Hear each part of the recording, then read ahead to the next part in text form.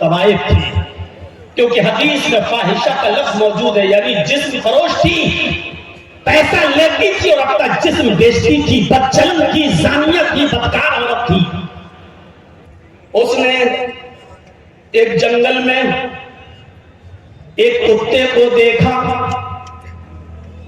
جو گیلی زمین کے پاس بیٹھ کر اپنی زبان سے گیلی زمین کو چاٹ رہا ہے، گویا کہ وہ پیاسا ہے اور اس گیلی زمین سے کچھ پانی لینا چاہتا ہے، لیکن گیلی زمین سے پانی نہیں مل رہا ہے۔ حدیث کے الفاظ ہیں، اس عورت کو اس کتے پر رحم آ گیا، اس نے اپنا موزہ اتارا، ایک روایت میں آتا ہے اس نے اپنی اوڑھنی، اپنا دوپٹہ اتارا، اس نے اس دوپٹے کو کنویں میں ڈالا۔ ایک حدیث میں آتا ہے کہ اس نے اپنا موزہ، چمڑے کا موزہ چلتا تھا، وہ چمڑے کا موزہ اتارا، اپنی اوڑھنی میں باندھا اور اس اوڑھنی کو چمڑے کے موزے کے ساتھ جب کنویں میں ڈالا تو کنویں کا پانی اس موزے میں، اس چمڑے کے ساکس میں آ گیا، پورا موزہ اس نے پانی سے بھر لیا اور وہ کتے کے پاس آئی اور اس نے پانی اس کتے کے منہ کے پاس الٹ دیا۔ کتے نے اپنی زبان سے چاٹ چاٹ کر وہ پانی پی لیا۔ اس وقت تک وہ اس کو پانی پلاتی رہی جب تک کہ وہ کتا پیاس کی شدت سے اس کی پیاس بجھ نہیں گئی، وہ سیراب نہ ہو گیا اور اپنے آپ دم ہلا کر جانے لگا۔ غور کرو اے مسلمانوں، یہ عورت بدچلن تھی، یہ عورت زانیہ تھی، یہ عورت جسم فروش تھی، اس نے نمازیں نہ پڑھی تھی، روزہ نہیں رکھا تھا، لیکن ایک کتے کو پانی پلایا، وہ رحمان اور رحیم کی رحمت ایسی جوش میں آئی، اس رب العالمین کی رحمت ایسی جوش میں آئی کہ جب یہ عورت مری تو اللہ کو اس کی یہ نیکی پسند آئی اور اللہ نے اس عورت کو جنت کے اندر داخل کر دیا۔ اسلام یہ بتاتا ہے کہ اللہ اپنا حق معاف کر سکتا ہے، لیکن مخلوق کا حق مارو گے تو اللہ معاف نہیں کرے گا۔ نمازوں میں سستی ہوگی، اللہ معاف کر سکتا ہے، روزے میں سستی ہوگی، اللہ معاف کر سکتا ہے، لیکن اگر آپ نے کسی کا حق مارا ہے تو اللہ معاف نہیں کرے گا جب تک کہ آپ کا وہ بھائی آپ کو معاف نہ کر دے۔ کتنے لوگ بیٹھے ہیں یہاں پر، کتنے یتیموں کا حق مارے بیٹھے ہوں گے، کتنا اپنے بھائیوں کا حق مارے بیٹھے ہوں گے، اور ان سب کے حق نہیں بھی مارے ہوں گے تو اپنی بیٹیوں اور اپنی بہنوں کا حق تو مارے ہی ہوں گے۔ کتنے لوگ ہیں جو یہ کہتے جاتے ہیں کہ میرے مرنے کے بعد میرے بیٹوں کے ساتھ ساتھ میری بیٹی کو بھی ہماری وراثت میں سے قرآن و حدیث کے مطابق حصہ دے دینا، اور کتنے ایسے لوگ ہیں کہ باپ کے مرنے کے بعد اپنے باپ کی وراثت میں بیٹوں کے ساتھ ساتھ وہ اپنی بہنوں کو بھی حق دیتے ہیں، اور کتنے ایسے بھائی ہیں وہ مجھے بتائیں کھڑے ہو کر کہ جنہوں نے اپنی پراپرٹی میں سے اپنی بہنوں کو بھی حصہ دیا ہو۔ حاجی صاحب ہیں، نماز پڑھنے جا رہے ہیں، لمبی داڑھی ہے، تہجد کی نماز پڑھ رہے ہیں، مر گئے لیکن اپنی پراپرٹی میں سے اپنی بہن کو حق دے کر نہیں گئے۔ ارے باپ کی پراپرٹی میں سے بھی حق ہے اور بھائی کی پراپرٹی میں سے بھی بہن کا حق ہے۔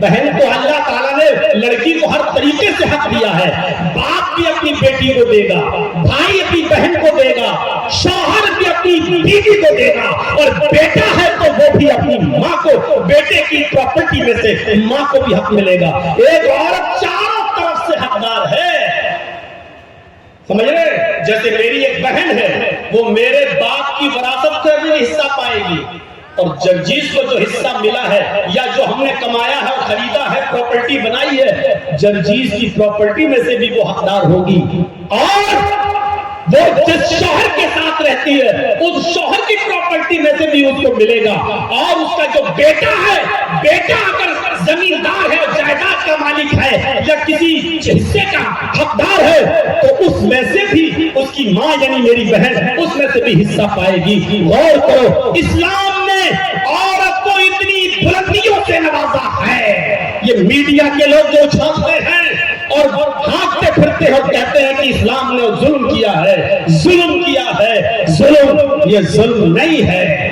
مجھے بتاؤ کہ باپ کی بھی وراثت میں سے، بیٹے کی بھی وراثت میں سے, بھائی کی بھی وراثت میں سے, اور شوہر کی بھی وراثت میں سے ایسا کون سا مذہب ہے اور ایسا کون سا سمپردائے ہے جو اپنے بہن, بیٹی, بیوی کو حق دیتا ہو؟ میرے بھائیوں, یہ اسلام ہے جس نے عورت کو اتنی عزتوں سے نوازا. اگر ماں ہے تو کہہ دیا کہ تیرے قدموں کے نیچے تیری اولاد کے لیے جنت ہے.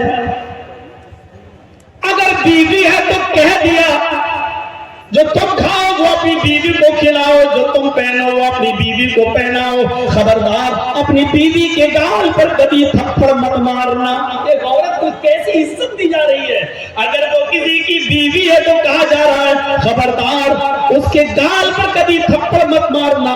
گال پر تھپڑ مارنے کا مطلب یہ نہیں ہے کہ گال پر نہ مارو, پیٹ پہ خوب ٹھوکو.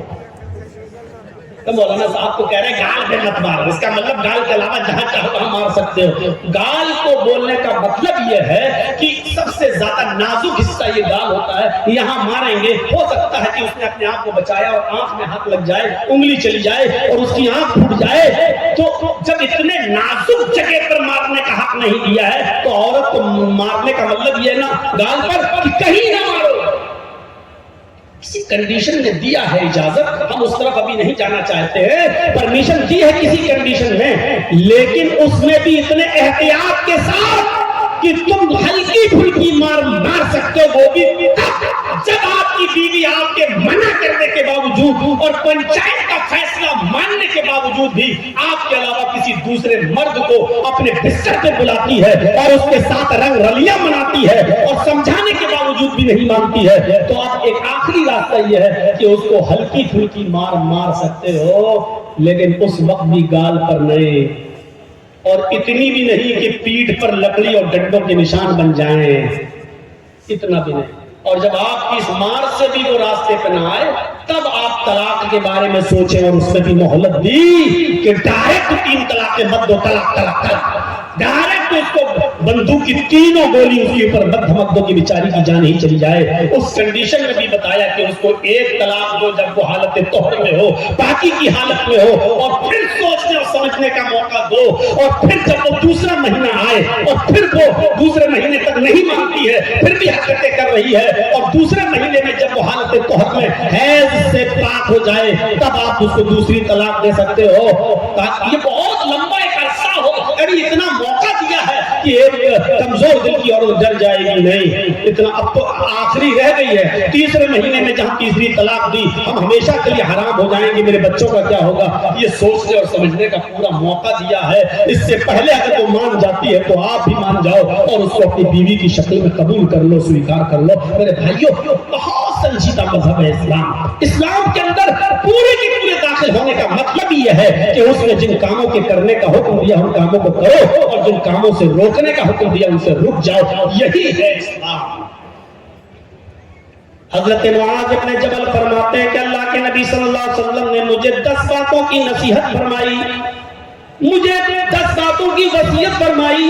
مسند احمد کے الفاظ ہیں. اس حدیث کو امام احمد نے اپنی مسند کے اندر نقل کیا ہے, اور علامہ البانی رحمۃ اللہ علیہ نے اس کو حسن قرار دیا ہے. فرمایا اللہ کے نبی صلی اللہ علیہ وسلم فرماتے ہیں, حضرت معاذ ابن جبل فرماتے ہیں کہ اوصانی رسول اللہ صلی اللہ علیہ وسلم بعشر کلمات, کہ اللہ کے نبی صلی اللہ علیہ وسلم نے مجھے 10 کلمات کی, 10 باتوں کی وصیت فرمائی. اے معاذ, یہ 10 کام تم کر لو, یہ 10 کام تمہیں ہر حال میں کرنا ہے. میرے بھائیوں, میں تشریح کرتا ہوا چلوں گا, لیکن شاید میں 10 تک نہ پہنچ پاؤں, اس لیے کوشش کروں گا کہ کم سے کم 5 چیزیں تو آپ کو بتا ہی دوں. اللہ کے نبی صلی اللہ علیہ وسلم نے 10 چیزوں کی وصیت فرمائی, اور 10 چیزوں میں پہلا نام یہ لیا, اے معاذ لا تشرک باللہ شیئا ان قتلت او حرقت.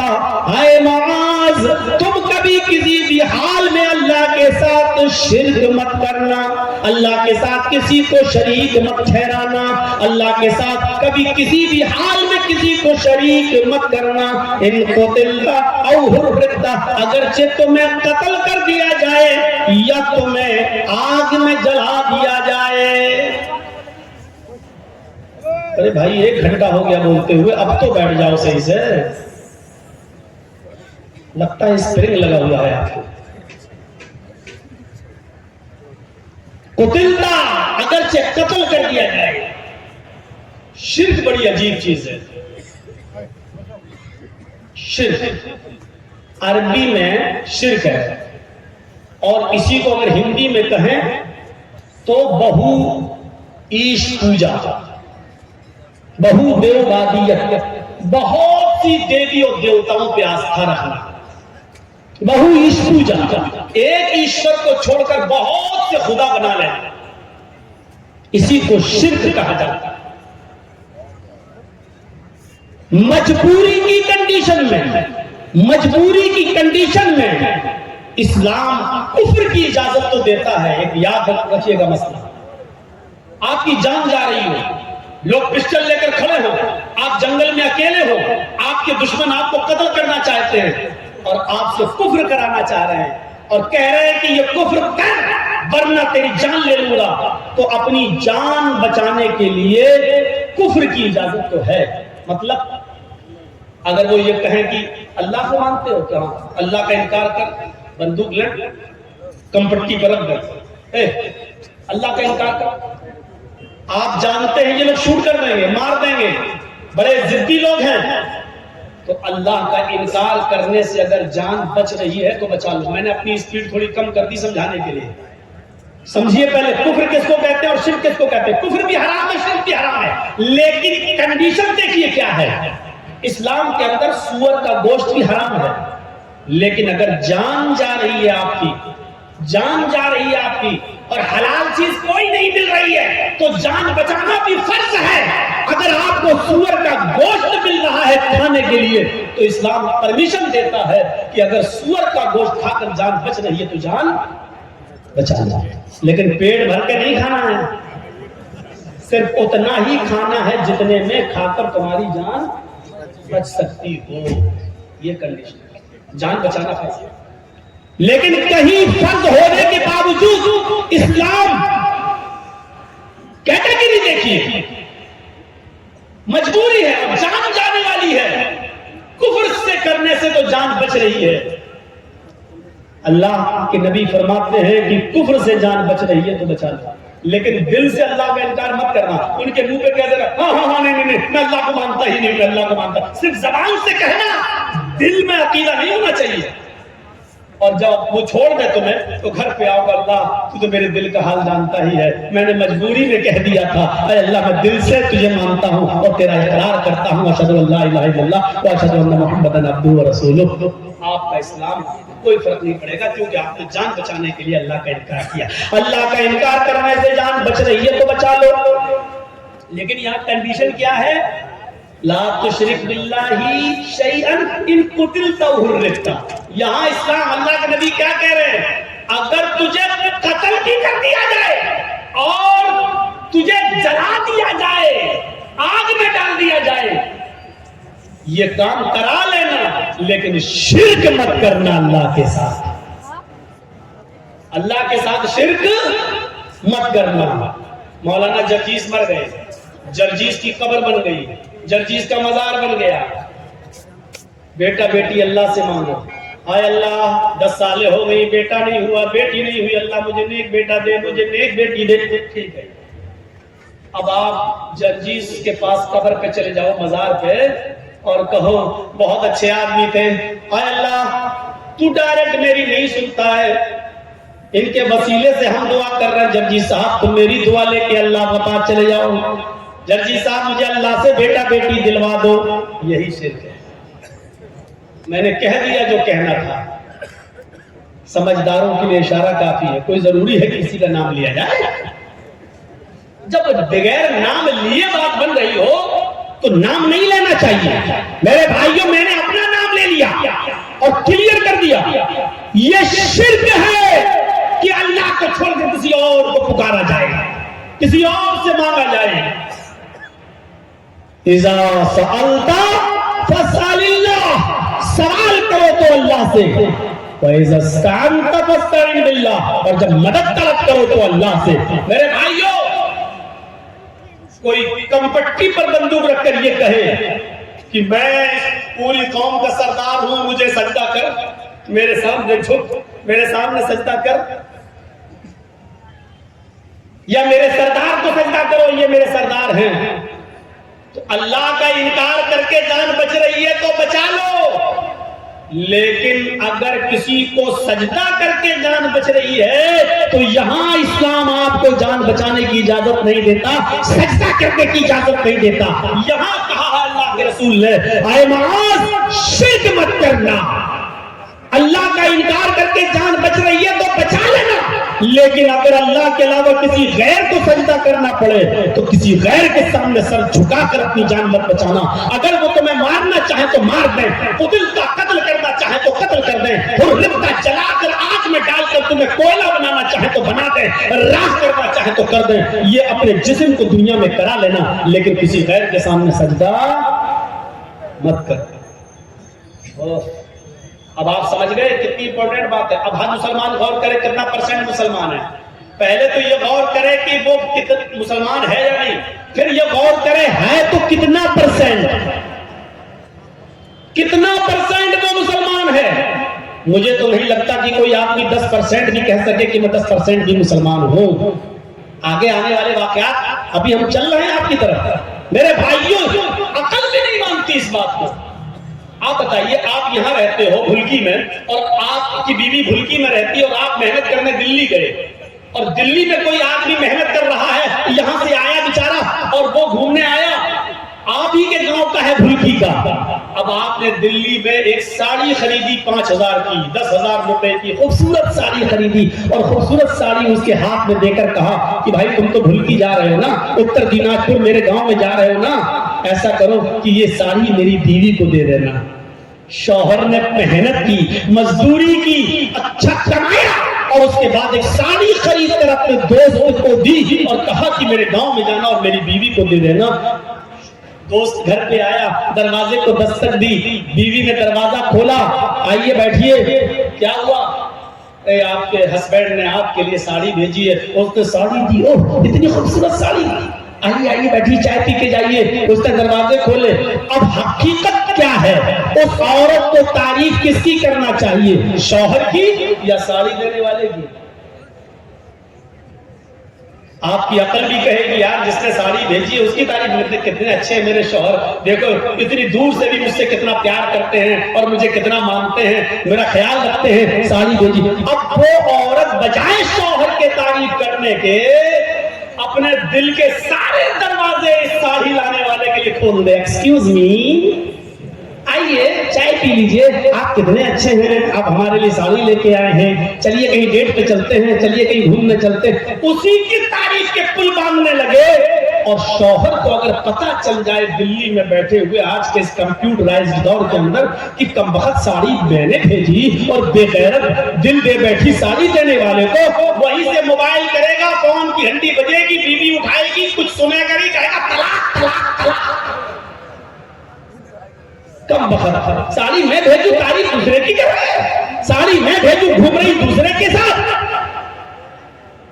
اللہ نے نبیوں کو بھیجا، رسولوں کو بھیجا، پیروں کو، بھائیوں کو بھیجا کہ جاؤ تم میرے دین کا پرچار کرو اور اسلام کی اور توحید کی دعوت کو بلند کرو، بجائے اس کے کہ ہم اللہ کی حمد و ثنا بیان کریں، اسی کو مشکل کشا مانیں، اسی کو حاجت روا سمجھیں۔ اب ہم اللہ کو چھوڑ کر کہیں کہ تمہارے در پہ آیا ہوں، جھولا جھولی بھر کے جاؤں گا ورنہ مر کے جاؤں گا، تو میرے بھائیوں اس سے بڑی بے غیرتی کی بات کیا ہو سکتی ہے؟ جیسے ایک شوہر اپنی بیوی کی بے غیرتی برداشت نہیں کر سکتا، ایسے ہی اللہ بھی اس بے غیرتی کو برداشت نہیں کر سکتا کہ بندہ مجھے چھوڑ کر میرے ہی ہم ہی تمہارے جیسے بندوں سے مانگے۔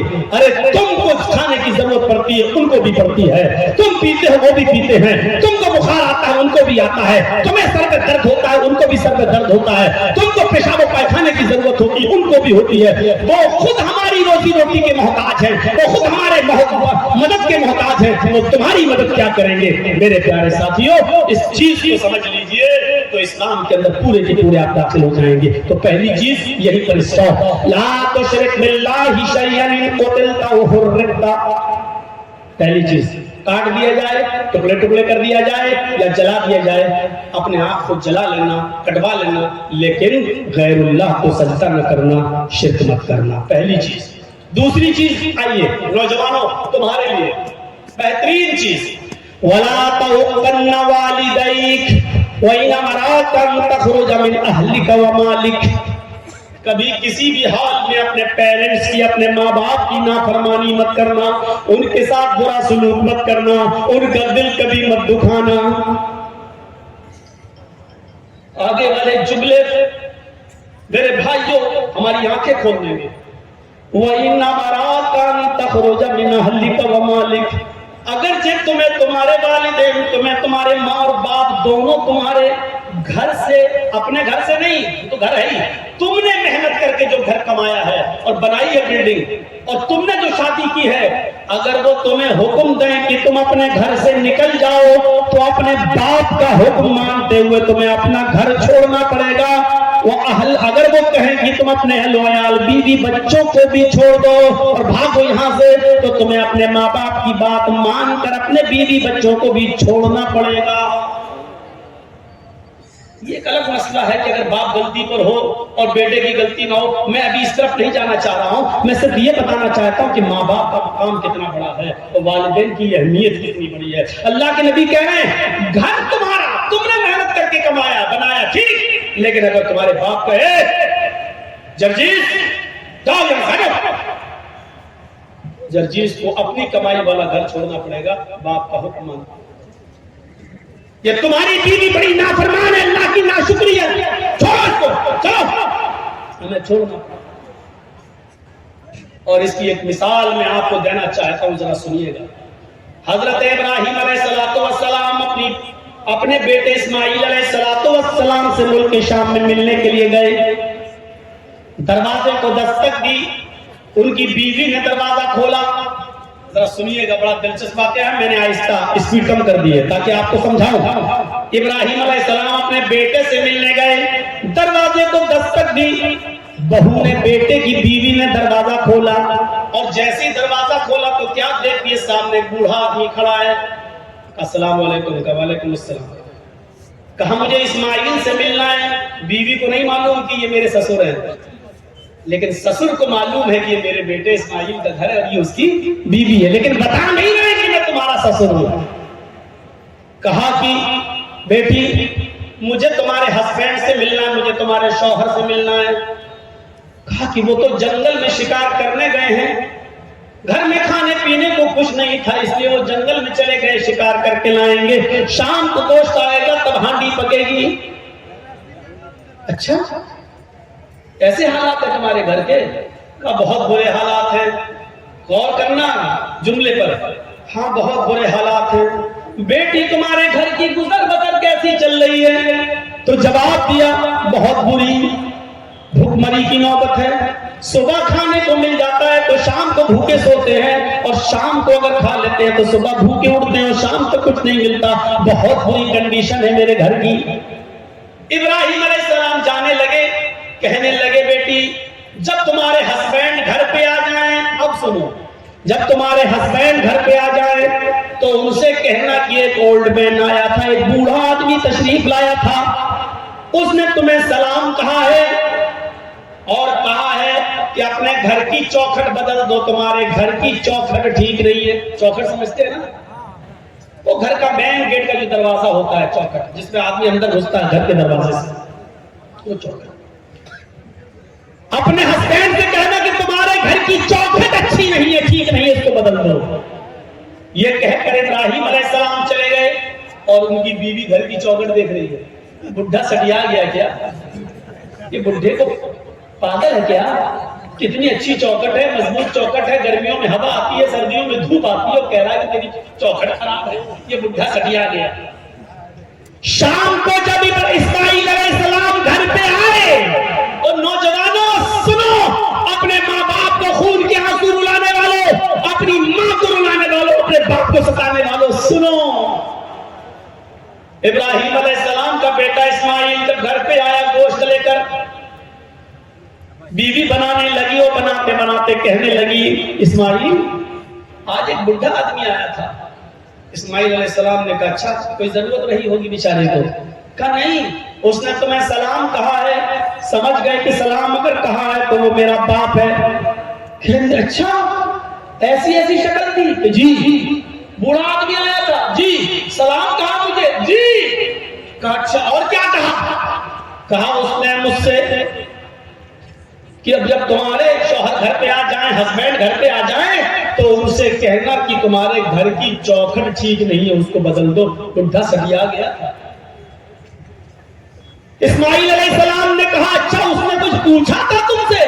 کہاں پوچھا تھا کہ گھر میں گزر بسر کیسی چل رہی ہے، تو میں نے کہہ دیا کہ اچھی نہیں چل رہی، جو سچائی تھی بتا دی، صبح کھا لو تو شام کو نہیں ملتا، شام کو کھا لو تو صبح نہیں ملتا۔